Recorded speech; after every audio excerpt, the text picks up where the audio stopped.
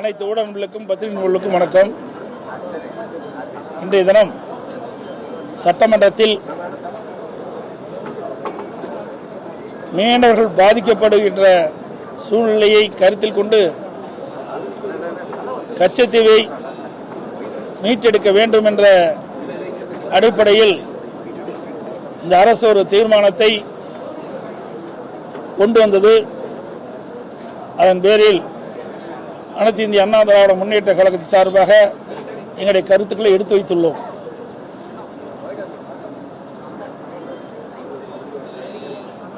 மத்தியிலே காங்கிரஸ் ஆட்சி இருந்த காலத்தில் 1974ஆம் ஆண்டு இந்திய நாட்டிற்கு உட்பட்ட கச்சத்தீவை இலங்கை அரசுக்கு இந்திய அரசு தாரை வார்த்து கொடுத்து விட்டது. அப்பொழுதே பொன்மனச்செம்மல் புரட்சித் தலைவர் எம்ஜிஆர் இருந்த காலம் அதை நாங்கள் கடுமையாக எதிர்த்தோம். இதனால் தமிழ்நாட்டு மீனவர்கள் கடுமையாக பாதிக்கப்படுவார்கள். காலங்காலமாக கச்சத்தீவை தமிழ்நாட்டு மீனவர்கள் பயன்படுத்தி வந்தார்கள். நம்முடைய மீனவர்கள் கச்சத்தீவிலே ஓய்வு எடுப்பதற்கும் வலைகளை உலர்த்துவதற்கும் அங்கே அதை பயன்படுத்தி வந்தார்கள். அதோடு அந்த பகுதியில் மீன் பிடிக்கின்ற அந்த உரிமையும் பறி போய்விடும் என்ற அச்சத்தின் அடிப்படையில் தான் அன்றைய தினம் புரட்சித் தலைவர் எம்ஜிஆர் அவர்கள் எதிர்த்தார். நம்முடைய மீனவருடைய உரிமை முழுவதும் பறி போய்விடும். ஆகவே இதை மத்திய அரசு கைவிட வேண்டும் என்று அன்றைய தினமே குரல் கொடுத்தார். அன்றைய தினம் திராவிட முன்னேற்ற கழக அரசு தமிழகத்திலே ஆண்டு கொண்டிருந்தது. மறைந்த கலைஞர் அவர்கள் தமிழகத்துடைய முதலமைச்சராக இருந்த காலகட்டம். அப்பொழுது உரிய நடவடிக்கை எடுக்காத காரணத்தினாலே கச்சத்தீவு இலங்கைக்கு இந்திய அரசு தாரை வார்க்கப்பட்டு விட்டது. அன்றிலிருந்து இன்று வரை நம்முடைய மீனவர்கள் சோதனைக்கு உள்ளாகியிருக்கின்றார்கள். கச்சத்தீவை சுற்றி மீன் பிடிக்கின்ற உரிமையும் பறி போய்விட்டது. கச்சத்தீவிலே நம்முடைய மீனவர்கள் சென்று ஓய்வெடுக்கின்றது, வலைகளை உலர்த்துவது போன்ற பயன்பாட்டிற்கு கச்சத்தீவை பயன்படுத்த முடியாத ஒரு சூழ்நிலை ஏற்பட்டுவிட்டது. அதோடு இதை மீட்டெடுப்பதற்காக திராவிட முன்னேற்ற கழக கட்சி எந்தவித நடவடிக்கையும் எடுக்கவில்லை.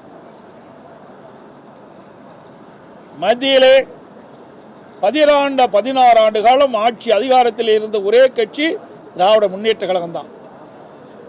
16 ஆண்டு காலத்தில் 5 பிரைம் மினிஸ்டர், 5 பாரத பிரதமர்கள் நாட்டை ஆண்டிருக்கின்றார்கள்.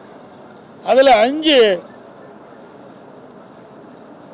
பிரதமர் ஆண்ட போதும் திராவிட முன்னேற்ற கழகத்தைச் சேர்ந்த நாடாளுமன்றர்கள் அமைச்சராக இடம்பெற்றிருக்கின்றார்கள். அதாவது திரு VP சிங் அவர்கள் பாரத பிரதமராக இருந்த பொழுதும் சரி, திரு தேவகவுடா அவர்கள் பாரத பிரதமராக இருந்த பொழுதும் சரி, திரு IK குஜரால் அவர்கள் பாரத பிரதமராக இருந்த பொழுதும் சரி, திரு வாஜ்பாய் அவர்கள் பாரத பிரதமராக இருந்த பொழுதும், திரு மன்மோகன் சிங் அவர்கள் பாரத பிரதமராக இருந்த பொழுதும் திராவிட முன்னேற்ற கழக கட்சியைச் சேர்ந்த நாடாளுமன்றர்கள் அந்த அமைச்சரவையிலே மத்திய அமைச்சரவை இடம்பெற்றார்கள். ஆக 16 ஆண்டு காலம் மத்தியிலே ஆட்சி அதிகாரத்தில் இடம்பெற்றிருந்த இந்த திராவிட முன்னேற்ற கழகம் ஏன் இந்த மீனவர் பிரச்சனையை தீர்க்கப்படவில்லை? ஏன் கச்சத்தீவை மீட்பதற்கு எந்த முயற்சியும் எடுக்கவில்லை? அதைத்தான் நாங்கள் சட்டமன்றத்திலே நான் கேள்வி எழுப்பினேன். அதை பேசுவதற்கு, முழுமையாக பேசுவதற்கு சட்டப்பேரவையில் அனுமதிக்கவில்லை. இப்பொழுது தேர்தல் வருகிறது, அடுத்த ஆண்டு தேர்தல் வரப்போகுது. அந்த தேர்தலை ஒட்டி இன்றைய முதலமைச்சர் அவர்கள், திராவிட முன்னேற்ற கழக அரசு, திமுக கட்சி ஒரு நாடகத்தை அரங்கேற்றிருக்குது. இந்த தீர்மானத்தின் மூலமாக ஏதோ மீனவர்களுக்கு நன்மை செய்வது போல இந்த தீர்மானத்தை கொண்டு வந்து அவையிலே வைத்து விவாதித்திருக்கின்றார்கள். உண்மையிலேயே மீனவர்களுக்கு துரோகம் செய்து திராவிட முன்னேற்ற கழக கட்சி. அடுத்த ஆண்டு தமிழகத்திலே சட்டமன்ற பொதுத்தேர்தல் வருகிறது. அதை நோக்கித்தான் இந்த தீர்மானத்தை கொண்டு வந்திருக்கின்றார்கள். அந்த மீனவ மக்களுடைய வாக்குகளை பெற வேண்டும், தமிழ்நாட்டில் இருக்கின்ற மற்ற பகுதியில் இருக்கின்ற மீனவருடைய வாக்குகளை பெற வேண்டும் என்ற நோக்கத்தின் அடிப்படையில் தான் இந்த தீர்மானத்தை கொண்டு வந்ததாக நாங்கள் எண்ணுகிறோம். 4 ஆண்டு காலம், இதற்கு முன்பு 4 ஆண்டு காலம் ஆட்சி செய்தீர்களே, இந்த மீனவர் மீது உங்களுக்கு அக்கறை இல்லையா? அப்பொழுது இந்த தீர்மானத்தை கொண்டு வந்திருந்தால் பரவாயில்லை, மீனவர் மீது அக்கறை கொண்ட அரசு என்று நாங்கள் எண்ணியிருப்போம். ஆனால் 4 ஆண்டு காலம் கழித்து இப்போ 5ஆண்டாவது, இதுதான் கடைசி பட்ஜெட். இப்பொழுது இந்த மீனவர் நலன் சார்ந்த கச்சத்தீவை மீட்போம் என்று ஒரு தீர்மானத்தை சட்டமன்றத்திலே கொண்டு வந்து இன்றைக்கு மீனவர்களை ஏமாற்றுகின்ற ஒரு நாடகத்தை தான் என்று நாங்கள் கருதுகிறோம். அது மட்டுமல்ல, 2019 38 நாடாளுமன்ற உறுப்பினர்கள் இருந்தாங்க. ஏன் அந்த மீனவர் பிரச்சனையை கொண்டு வந்து கச்சத்தீவை மீட்கவில்லை? 2024 இப்போ 25 ஒரு வருஷம் ஆயிடுது. எப்பொழுது பார்த்தாலும் முதலமைச்சர் சொல்றார் 39க்கு 39 நாங்கள் தான் வெற்றி பெற்றோம், திமுக கூட்டணி கட்சி சேர்ந்த எம்பிக்கள். ஏன் 39 நாடாளுமன்ற உறுப்பினர்களும் நாடாளுமன்றத்திலே கச்சத்தீவை மீட்பதற்கு உண்டான நடவடிக்கை மேற்கொள்ளவில்லை? ஏன் நாடாளுமன்றத்தில் அழுத்தம் கொடுக்கவில்லை? இப்படி அழுத்தம் கொடுத்து பெற்றிருந்தால் பரவாயில்லை. இதையெல்லாம் விட்டுவிட்டு அடுத்த ஆண்டு தமிழகத்தில் நடைபெறுகின்ற சட்டமன்ற தேர்தலை மனதிலே வைத்துத்தான் இந்த தீர்மானத்தை கொண்டு வந்திருக்கின்றார். அது மட்டுமல்ல, இதையும் புரட்சி தலைவி அம்மாவில் இருக்கின்ற பொழுது இன்னைக்கு மத்தியிலே யார் ஆட்சிக்கு வந்தாலும் இந்த கச்சத்தீவை மீட்பதிலே முடியாத ஒரு சூழ்நிலை ஏற்பட்டுகின்றது. ஆர்ப்பாட்டம் நடத்துறோம், கச்சத்தீவை மீட்க போராட்டம் நடத்துறோம், அப்ப இருக்கிற பிரதமருக்கு கடிதம் எழுதுறோம், அதனால எந்த பலனும் இல்லை. அதனால இந்த கச்சத்தீவை மீட்பதற்காக 2008ஆம் ஆண்டு அனைத்து இந்திய அண்ணா திராவிட முன்னேற்ற கழகத்தினுடைய பொதுச் செயலாளர் இருந்து கட்சியின் சார்பாக அம்மா அவர்களே தன் இணைத்துக் கொண்டு வழக்கை தொடர்கிறார் உச்சநீதிமன்றத்தில். 2011 ஆட்சி மாற்றம் ஏற்படுகிறது. புரட்சி தலைவர் அம்மா தமிழகத்துடைய முதலமைச்சராக வராங்க. வந்த பிறகு அரசாங்கத்தையும் அந்த வருவாய்த்துறையும் அதை இணைத்துக் கொள்ளப்பட்டு விட்டது. ஆக ஆட்சியில் இருந்தாலும் இல்லாவிட்டாலும் மீனவருடைய பிரச்சனையை தீர்க்க வேண்டும் என்ற ஒரே எண்ணத்தின் அடிப்படையிலே இதை நாங்கள் எடுத்து அவருடைய பிரச்சனை தீர்ப்பதற்காக நாங்கள் முயற்சித்துக் கொண்டிருக்கின்றோம். அப்பொழுது 2008 2011 வரைக்கும் மாநிலத்தை திமுக ஆட்சி, 2008 13 வரைக்கும் மத்தியிலே திமுக கூட்டணி ஆட்சி. மத்தியில் திமுக அங்க வைக்குது அந்த கூட்டணியில். அப்பொழுதும் மாண்பு அம்மா அவர்கள் உச்சநீதிமன்றத்தில் வழக்கு தொடர்ந்தார்கள், அதில் இணைத்துக் கொண்டிருந்தால் கூட பரவாயில்ல, அப்பொழுதும் பொருட்படுத்தவில்லை. அப்படின்னா இவர்கள் எப்படி மீனவர்கள் மீது அக்கறை கொண்ட அரசாக இருக்கும் என்பதை, அக்கறை கொண்ட கட்சியாக இருக்கும் என்பதை நாம் எண்ணி பார்க்க வேண்டும். அது மட்டுமல்ல, மாண்பு அம்மா அவர்கள் இந்த நீதிமன்றத்தில் வழக்கு தொடர்ந்த நோக்கமே 1960ஆம் ஆண்டில் உச்சநீதிமன்றத்தில் ஒரு தீர்ப்பு வந்தது. அதன் அடிப்படையில் அன்றைய மத்திய அரசு பெருவாரி பள்ளம் என்னும் பகுதியை அன்றைய ஈஸ்ட் பாகிஸ்தானுக்கு தாரை வார்க்க வேண்டும் என்று விரும்பியது. அப்போது அது கிழக்கு, அது பங்களாதேஷ், அன்றைய தினம் அது கிழக்கு பாகிஸ்தானுக்கு, ஈஸ்ட் பாகிஸ்தானுக்கு என்று குறிப்பிட்டிருந்தார்கள் வழங்குவது. அப்போ இதை பற்றி ஜனாதிபதியில் கருத்து கேட்டது. உச்சநீதிமன்றம் தெளிவாக தீர்ப்பளித்தது. இதில் கிழக்கு பாகிஸ்தானுக்கு தாரை வார்த்து செல்லாது என்று உச்சநீதிமன்றம் கொடுத்தது. அதாவது பங்களாதேஷிலிருந்து ஈஸ்ட் பாகிஸ்தான் கொடுத்தது செல்லாது என்று தீர்ப்பளிக்கப்பட்டது. அந்த அடிப்படையில் தான் இந்த வழக்கை தொடர்ந்தார்கள். அதேபோல இந்தியாவில் எந்த ஒரு பகுதியும் அயல் நாட்டிற்கு வழங்க வேண்டும் என்றால் நாடாளுமன்றத்தில் இரு அவைகளிலும் ஒரு அரசியல் சாசன திருத்தத்தை கொண்டு வந்து ஒரு கான்ஸ்டிடியூஷனல் அமெண்ட்மெண்ட் கொண்டு வந்து அதன்படி நாடாளுமன்றத்தின் இரு அவைகளிலும் ஒப்புதல் பெற்றுத்தான் இந்தியாவின் எந்த ஒரு பகுதியும் அயல் நாட்டிற்கு வழங்க முடியும். அந்த கருத்தின் அடிப்படையில் தான் இந்த வழக்கை தொடரப்பட்டது என்பதையும் தெரிவித்துக் கொள்கிறேன். ஆக அனைத்து இந்திய அண்ணா திராவிட முன்னேற்ற கழக தலைவர்கள் பொன்மனச்செம்மல் புரட்சித் தலைவர் எம்ஜிஆர் காலத்திலும் சரி, இதே புரட்சித் தலைவர் அம்மாவுடைய காலத்திலும் சரி, அம்மாவுக்கு பிறகு அம்மாவுடைய அரசும் சரி, மீனவர்கள் மீது அக்கறை கொண்டு கச்சத்தீவை மீட்பதற்கு அனைத்து வழியிலும் நடவடிக்கை எடுக்கப்பட்டது என்பதை தெரிவித்துக் கொள்கின்றேன். ஆனால் திராவிட முன்னேற்ற கழகம் 16 ஆண்டு காலம் மத்தியிலே ஆட்சி அதிகாரத்தில் இருந்து அதை பயன்படுத்தாமல் தன்னுடைய குடும்பம்தான் முக்கியம், குடும்பத்திற்கு அதிகாரம் வேணும், ஆட்சி அதிகாரத்தில் வேணும், அதைத்தான் பார்த்தாங்களே ஒழிய தமிழ்நாட்டுக்கிட்ட மீனவர்களை பற்றி கவலைப்படவில்லை.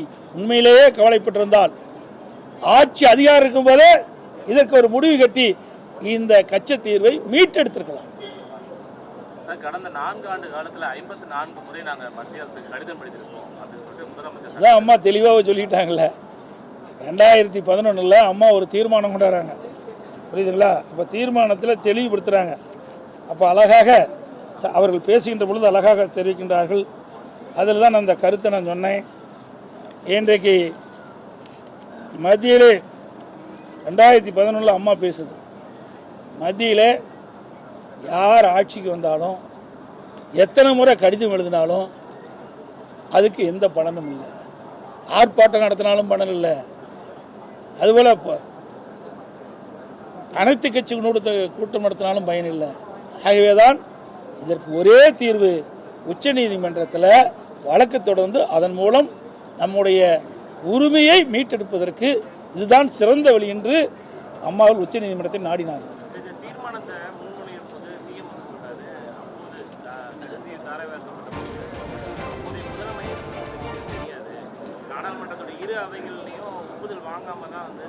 இன்னைக்கு அவர் தகவல் உரிமை சட்டத்திலே தெளிவாக சொல்லிட்டார், செயலாளர் தெளிவாக சொல்லியிருக்கார். அரசுக்கு தெரிவிக்கப்பட்டு விட்டது, முதலமைச்சருக்கு தெரிவிக்கப்பட்டது 1974 தெரிவிக்கப்பட்டது என்று தகவல் உரிமை சட்டத்தின் மூலமாக பெற்றிருக்கிறாங்க. அவர்கள் இப்பொழுது ஏதோ மறைத்து பேசுகிறார்கள். சரி, அதுக்கு பிறகு எத்தனை ஆண்டு காலம் மத்தியில் ஆட்சி அதிகாரம் இருந்தாங்க, அப்படியே வைத்துக் கொள்ளலாம். 16 ஆண்டு காலம் மத்தியில் ஆட்சி அதிகாரத்தில் இருந்தாங்கல்ல, அப்போ தானே இதை நிறைவேற்ற முடியும். ஆட்சி அதிகாரத்தில் இல்லாத போது எப்படி நிறைவேற்ற முடியும்? உண்மையிலேயே மீனவர்கள் மீது அக்கறை இருந்தால் கச்சத்தீவை மீட்க வேண்டும் என்று அக்கறை திராவிட முன்னேற்ற கழகத்தில் இருக்கப்பட்டிருந்தார். 16 ஆண்டு காலம் 5 பிரதமர்கள் அந்த அவருடைய அமைச்சரவையில் இடம்பெற்றிருந்தீங்களே, அப்புறம் கேட்டு இந்த கச்சத்தீவை மீட்டுக்கலாம்ல, ஏன் செய்யல? ஆமாம், அடுத்து வருகின்ற சட்டமன்ற தேர்தலை எண்ணித்தான் இந்த தீர்மானத்தை கொண்டாந்துருக்கிறாங்க. ஏங்க நாங்கள் ஏற்கனவே எங்களுக்கு ஆட்சி அதிகாரமே இருக்குது. ஆட்சி அதிகாரம் இருக்கும்போது நான் தெளிவுபடுத்தினேன். 2000 நாங்கள் முதலமைச்சர் இருக்கும்போது மீன்வளத்துறை அமைச்சர் திரு ஜெயக்குமாரை நேரிலேயே அழைச்சிட்டு போனோம். பாரத பிரதமர் இல்லத்திலேயே பேசணும், 1/2 மணி நேரம் பேசினார். அவர் எந்தெந்த வகையில் மீனவர் பாதிக்கப்படுறாங்க, யார் எப்போ அனுமதி கொடுத்தாங்க, அதிலிருந்து அம்மா வழக்கு போட்டதிலிருந்து எல்லாமே எடுத்து சொன்னோம். எங்களுடைய கடமை நாங்கள் சரியாக செஞ்சோம். எங்களுக்கு அந்த வாய்ப்பு கிடைக்கல. 16 ஆண்டு காலம் மத்தியிலே ஆட்சி அதிகாரம் கிடைச்சிருந்தா நிச்சயமாக மீனவர் பிரச்சனை தீர்த்திருப்போம். ஏன்னா காவிரி நதிநீர் பிரச்சனை வந்தது, அப்போ என்ன நடந்தது உங்களுக்கு தெரியும். நான் அடிக்கடி அதையும் திருப்பி சொல்ல வேண்டிய அவசியம் இல்லை. தமிழ்நாட்டு மக்களுடைய உரிமையில காத்தமா இல்லையா? அதே போல ஹைட்ரோ கார்பன் பிரச்சனை வந்தது, புரிந்துணர்வு ஒப்பந்தம் போட்டது திமுக. நம்முடைய டெல்டா மாவட்ட விவசாயிகள் பாதிக்கப்பட என்று எண்ணெய் இருந்தோம். அவள் வைத்த கோரிக்கையின் அடிப்படையில் பாதுகாக்கப்பட்ட வேளாண் மண்டலத்தை கொடுத்தோம். அதே போல நடுவர் மன்ற இறுதி தீர்ப்பு 2007 வந்தது. அப்போ யாரு மத்தியில் திமுக அங்கம் வைக்கின்ற காங்கிரஸ் கூட்டணி ஆட்சி அமைச்சது. திமுக இங்க ஆட்சியில் இருந்தது. அப்போ 3-4 மாத காலம் மத்திய அரசு இல்லை, நடுவர் மன்ற இறுதி தீர்ப்பை 2007 வெளியிடாகிறதுல எல்லாம் நீதிமன்றத்துக்கு போயிட்டாங்க. அப்போ மாண்பு அம்மா அவர்கள் தான் உச்ச நீதிமன்றத்தை நாடி தீர்ப்பை பெற்றாங்க. எல்லாமே தமிழ்நாட்டின் நலன் சார்ந்த பிரச்சனைக்கு அதிமுக தான் துணை நின்றது. எல்லா வகையிலுமே திராவிட முன்னேற்ற கழகம் எதிர்த்து தான் இருந்ததை ஒழிய தமிழ்நாட்டு மக்கள் மீது அக்கறை கொண்டதாக சரித்திரம் கிடையாது, வரலாறு கிடையாது. அனைத்து ஊடக நண்பர்களுக்கும் நன்றி, வணக்கம்.